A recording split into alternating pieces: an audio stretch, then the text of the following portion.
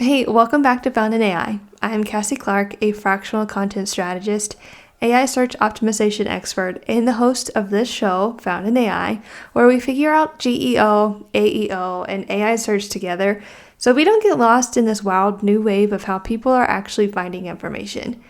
Today's episode is one I have been excited to share since Paul and I sat down together.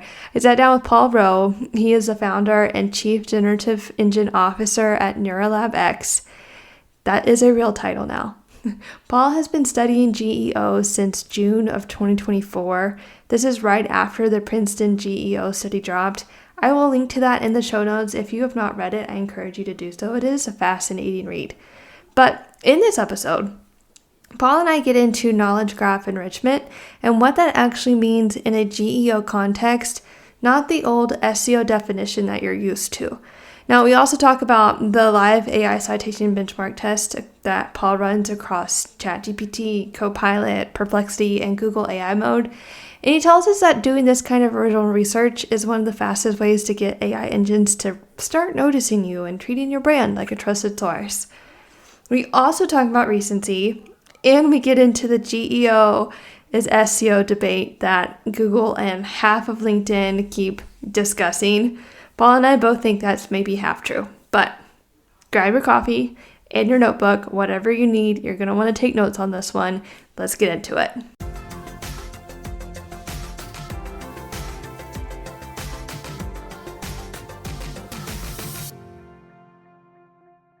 Okay, my name is Paul Rowe, and I am the founder and Chief Generative Engine Officer at NeuralabX, and I should say CEO with that as well, because I didn't get the actual title right. And we specialize obviously in generative engine optimization, which is transferring your website's content to have all the criteria necessary for AI engines to want to cite you as an answer to users' queries. Yeah, so you and I have been talking a little bit before we hit the record button. So how long have you been working inside GEO, AI search optimization? Yeah, that's a good question. For generative engine optimization, I started studying it around June 2024. That was when the actual Princeton study was fully published.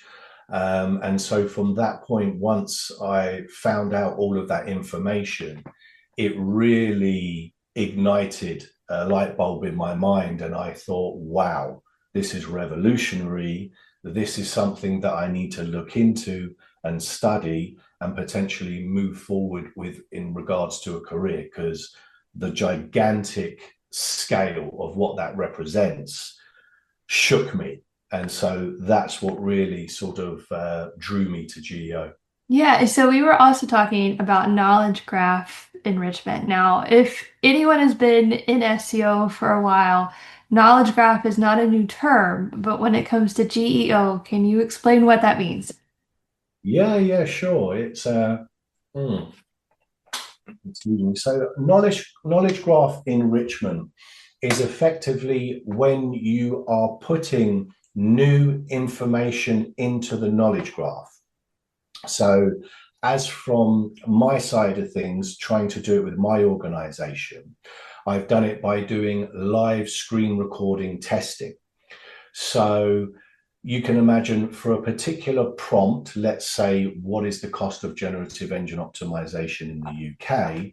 I then did a live screen recording test of that in 4 AI engines, being ChatGPT, Microsoft Copilot, Perplexity, and Google AI mode. And I did them consecutively, and then I recorded the results.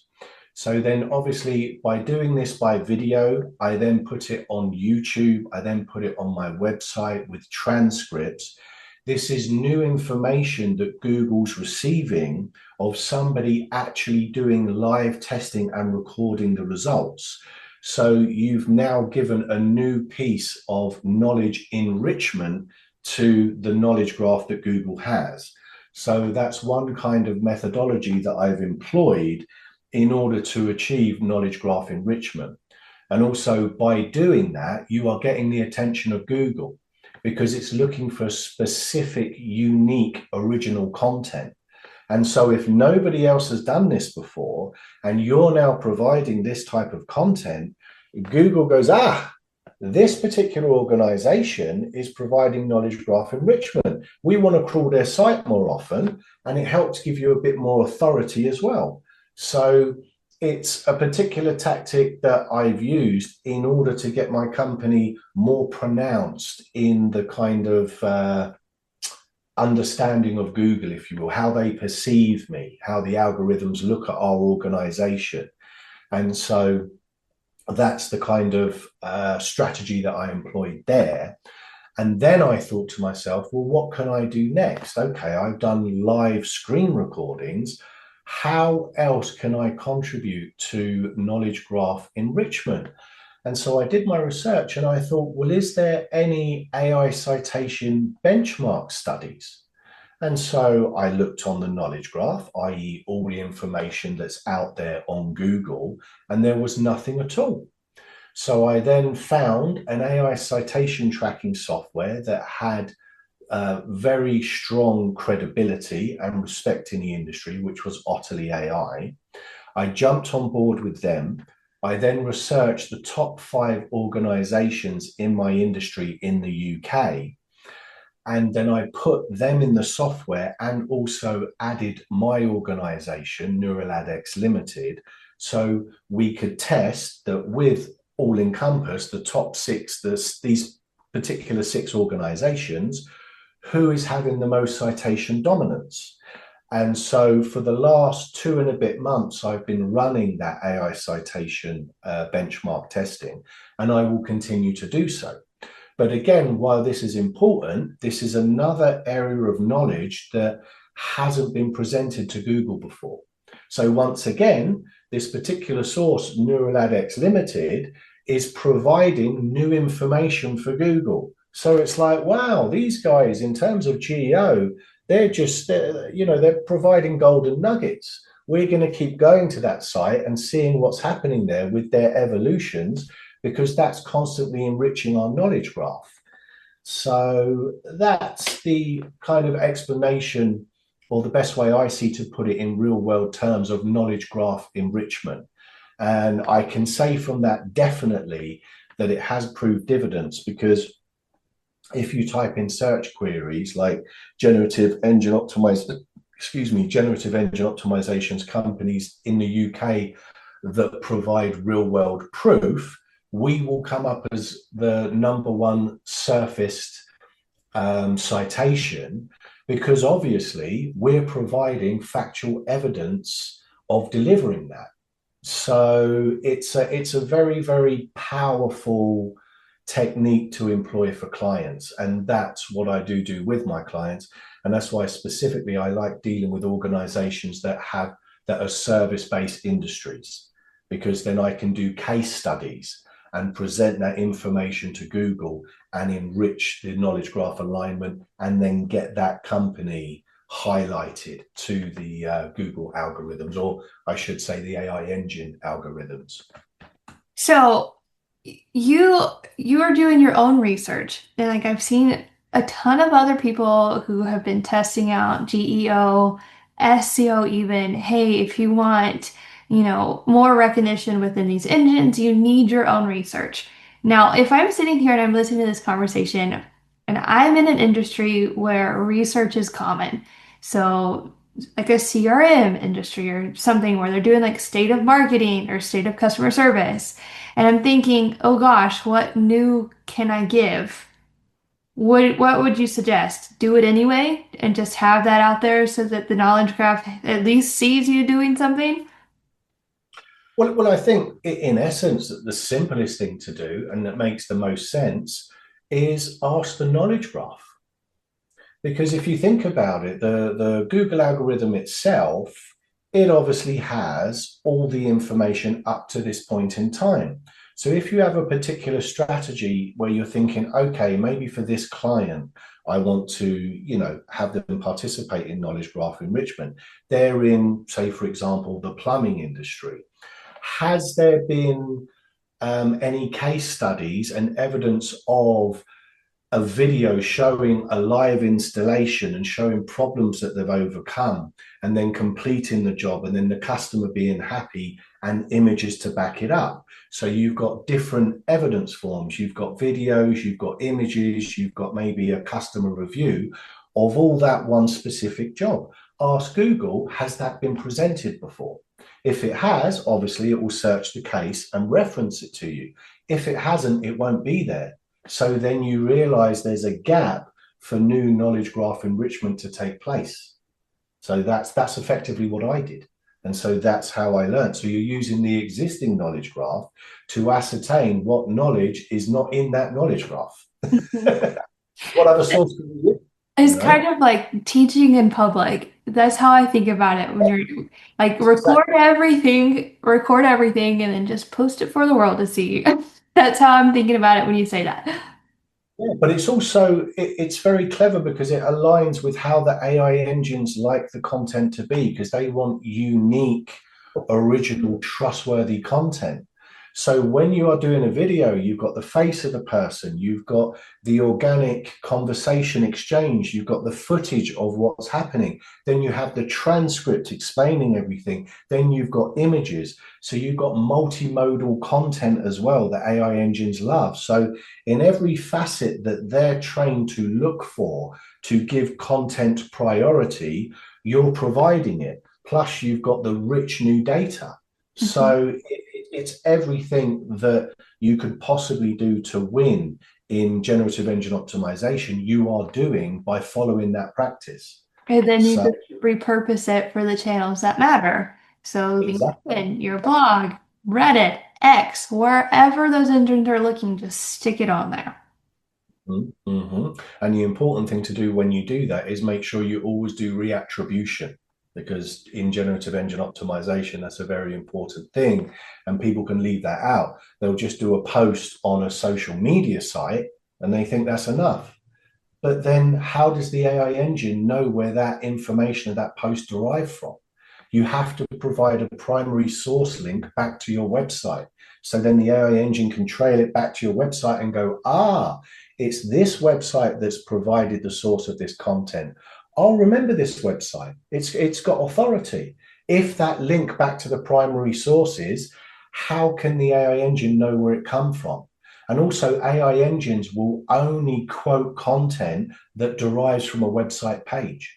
So if you're doing posts on social media and you haven't got a link back to the primary website page, you'll never be cited from your social media posts, because there's not a core base of origin website that the AI engine can draw from. That's in its directives, in its AI algorithm too.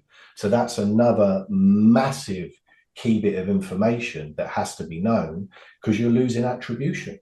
So, such a plethora of knowledge points like this that are so important, that are known in generative engine optimization, but not so much talked about in SEO. So, yeah, that's Princeton. I'm curious because I know that LinkedIn posts are now surfacing within those answers. Like I was geeking out about that last week, and I don't know how they choose the title for, like, if you have a post on, I don't know, GEO optimization, there's one that was like GEO trumps something else. I'm like, I would never use the word trumps in a title like that. I would never do that. That's a different tangent. But I'm curious if those LinkedIn posts that are showing, if they link back to my website. I've not tracked it because I've not had a minute to do that. But have you noticed that the post with the link are the ones that show up in those answers?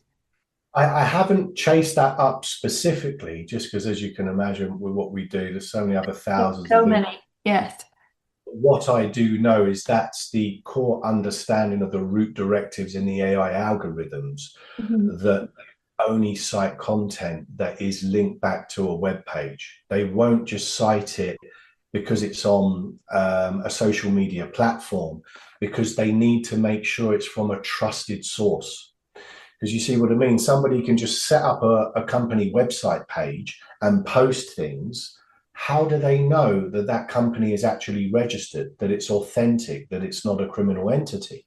The only way they can know that is by a primary link going back to the website, which in the schema markup declares the company is registered in the UK or whichever country it might be. It's registered. This is the company number. This is the VAT number, etc. Now the AI knows I have proof that this source is legitimate. I can safely trust it to a customer. If it hasn't got that trust factor, it will not cite it, because it's, again, so that's how it's designed. So through your testing, like what are other ways that a company can increase their trust signals? There's loads. There's absolutely loads. So it's kind of feeding into what we was talking about earlier. Is the only way to answer your question is going into the geo factors, and we work with 11. But we was saying we'll do a different podcast on that particular topic. But it would be covering. I'll just give a synopsis of the main ones, which would be citation addition, statistic addition, quotation addition, fluency addition, easy to understand, schema markup, authority, recency, source diversity, and so on and so forth. All key factors that were proven in the Princeton GEO study that I have found, when implemented, definitely enhance your ability to become the cited answer in AI platforms. So one question I did want to ask you, because I was looking at your article, How to Get Cited in ChatGPT this morning. I think you posted it this week of February 6th, maybe? But you mentioned that recency, you need to update your post every month. Some current recommendations that I've heard is every 3 to 6 months, but you're saying every month. No, it's every month. I mean, funny as you even say that, because there was a study that came out recently. Typically, when I'm talking to you, my mind can't remember the source, but it was a higher source that was showing that, that was it. It was from Profound. I think it's like Josh Bliscoe, I think his name is. I think that's his right name. And it was something like 56% of all citations derived from sources that had the recency in the last month.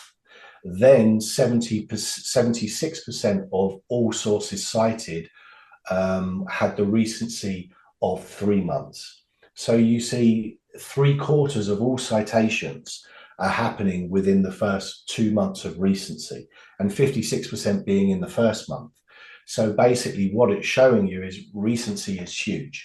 And again, it makes sense, because the AI engines want to give you the most accurate, up-to-date information at the time. So if they're quoting a source from a year ago, imagine how much can have changed in the industry in a year. Just look at how quickly AI evolves. So therefore, they're trained, the most recent information is priority, because that's going to be the most accurate. So recency is a massive factor. And there's even been, a study with, I think it was HubSpot, where they updated their past blog posts from like a year, 2 years ago. And when they did that, their blog posts' organic views went up 50%, just because of the fact that they updated it with current information. So again, just because of the recency bias that the AI engines have, that content got a lift in its organic views. So it's like, in a lot of ways, with the AI algorithms, as the more time I spend with it, it just makes sense. It's common sense. Like, what is the most intelligent way to serve an answer to a customer? Well, let's get the most up-to-date information. So obviously we're going to look at the date. When was that published? Obviously they're going to look at trustworthiness, site authority, but they also want to get the most current. So it's just very logical, which again makes all the sense in the world, because AI is intelligence, is logic. So it's kind of, self-explanatory, really. Okay, so that was Paul Rowe. Now, before I let you go, I want to give you a few things you can actually do this week so you walk away from this episode feeling like you've made progress on your GEO strategy. Not like you just listen to two people nerd out about it for 15 or 20 minutes, because the whole point of the show is to help you get your strategy ready to go so that we're not left behind in how users find information now. So here are 4 actionable takeaways from this entire conversation. Number 1, ask the knowledge graph what's missing. So before you go out and create anything new, prompt ChatGPT, Perplexity, and Google AI mode about your topic or industry. See what's out there already, see who's being cited, make a note of it, and the gaps that you find, that's your knowledge graph enrichment opportunity. That's where you get to be the original source. Number 2, run a piece of original research or a live test once a month. Now, this doesn't have to be a massive benchmark study like Paul is running. It can be a screen recording of you testing the same prompt across 4 engines. It can be a small comparison.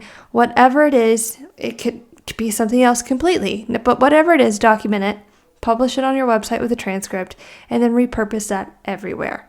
You could do this with customer data or, something. It doesn't have to be testing a prompt if you're not in marketing. I mean, it could be something else. I mean, you are in marketing, but you get what I mean. It doesn't have to be AI search related.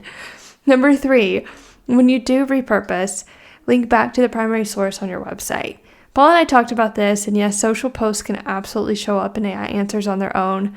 I've been running an experiment with LinkedIn. I am seeing my LinkedIn post surface in citations, and Paul has seen something similar. But linking back to your site reinforces that trust trail.